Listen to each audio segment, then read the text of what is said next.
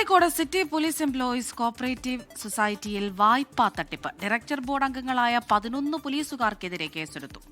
2021 commissioner ഓഫീസിലെ അറ്റൻഡന്റിന് clerk നൽകിയ 2.5 ലക്ഷം രൂപയുടെ ജാമ്യരേഖയിലാണ് തട്ടിപ്പ് നടത്തിയത്. ദിൽഷ തിലകൻ ചേരുന്നുണ്ട് വിവരങ്ങളുമായി. കോഴിക്കോട് നിന്ന് പോലീസുകാർ തന്നെ തട്ടിപ്പും വെട്ടിപ്പും നടത്തുന്നു, അത് പിടികൂടുകയും ചെയ്യുന്നു. എന്താണ് സംഭവിച്ചത് ദിൽഷ?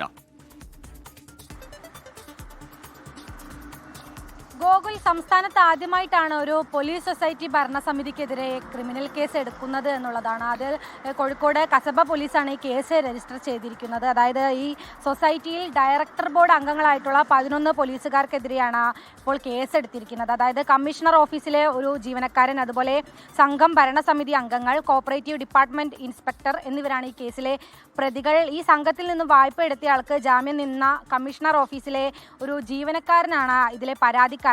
2.5 ലക്ഷത്തിന് ജാമ്യം നിൽക്കാൻ ആവശ്യപ്പെടുകയും പിന്നീട് ഒരു 25 ലക്ഷമാക്കി, ഈ തുക 25 ലക്ഷമാക്കി ജാമ്യക്കാരൻ്റെ പ്രതികൾ ചതിക്കുകയായിരുന്നു എന്നുമാണ് ഈ പരാതി. ഇത് നേരത്തെ പരാതി നൽകിയതാണ്, എന്നാൽ ഭരണ സ്വാധീനം ഉപയോഗിച്ച് കേസിൽ നടപടികൾ ഉണ്ടായില്ല എന്നാണ് ഈ പരാതിക്കാരൻ പറയുന്നത്. ശേഷം പുതിയ ഭരണസമിതി നിലവിൽ വന്ന ശേഷം ഭരണമാറ്റം നിലവിൽ വന്ന ശേഷം അദ്ദേഹം വീണ്ടും ഈ മാസം 13-ന് പരാതി നൽകുകയായിരുന്നു.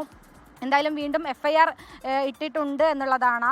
ഈ കമ്മീഷണർ ഓഫീസിൽ നിന്നും വ്യാജ ശമ്പള സർട്ടിഫിക്കറ്റ് ഉണ്ടാക്കി വായ്പ എടുത്തും ജാമ്യം നിന്നും ഈ കമ്മീഷണർ ഓഫീസിലെ ജീവനക്കാരനും സൊസൈറ്റി ഭരണസമിതിയും ചേർന്ന് ക്രമക്കേട് നടത്തി ഈ സൊസൈറ്റിക്ക് ഭീമമായിട്ടുള്ള നഷ്ടമുണ്ടാക്കി എന്നുകൂടി പരാതിയിലുണ്ട്. ഗോകുൽ,